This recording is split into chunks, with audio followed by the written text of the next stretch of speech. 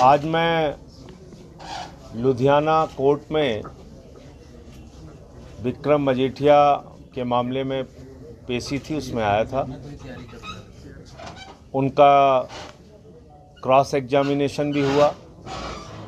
जो हमारे वकील साहब हिम्मत सिंह शेरगिल जी और जो वहाँ के हमारे वकील साहिबान हैं, उन लोगों ने किया। मुझे न्यायालय से न्याय की उम्मीद है। सच की लड़ाई लड़ रहा हूँ और जो भी न्यायालय का फैसला आएगा उसको स्वीकार करूँगा। लेकिन मुझे हंसी भी आती है कि न्यायालय से निकलने के बाद विक्रम मजीठिया बयान देते हैं कि संजय सिंह को जेल भेजूंगा। अब मामला जब न्यायालय में है तो मजीठिया की कोई अपनी न्यायालय तो है नहीं, इस देश की न्यायालय है, लुधियाना की न्यायालय है। माननीय न्यायालय का जो फैसला होगा उसको मैं मानूंगा, उसमें न्यायालय का जो फैसला आएगा उसको स्वीकार करूंगा। और मैंने जो कुछ भी कहा था वो सच कहा था और उसी सच की लड़ाई को मैं न्यायालय में आज की तारीख में लड़ रहा हूं। नंबर एक बात।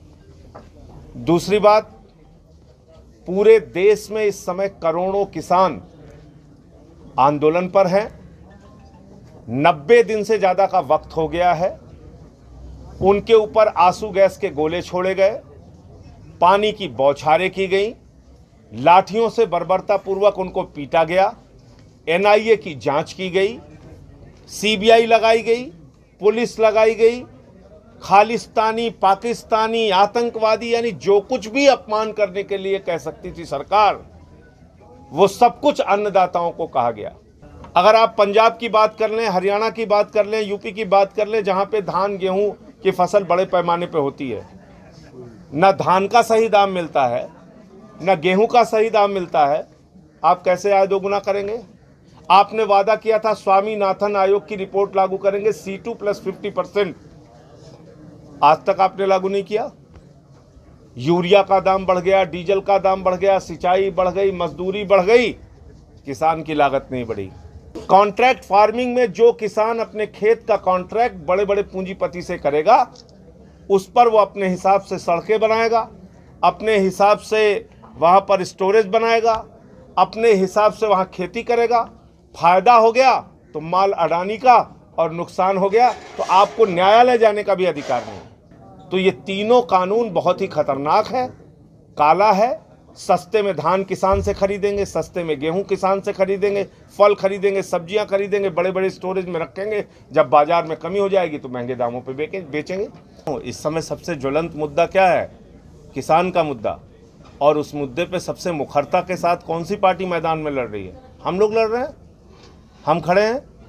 तो ऐसा नहीं है, जो राष्ट्रीय मुद्दे हैं, राष्ट्रीय महत्व के मुद्दे हैं, पंजाब के मुद्दे हैं, उसको लेकर बराबर हम लोग मैंने पार्लियामेंट के अंदर इस बात को कहा है, दर्ज है कि शहीद आजम भगत सिंह के वंशजों को, शहीद करतार सिंह सरापा के वंशजों को, जलियांवाला बाग कांड में जिन लोगों ने अपनी शहादत दी, उनको आतंकवादी कह के अपमानित करने वालों को देश की सत्ता पर राज करने का अधिकार नहीं है।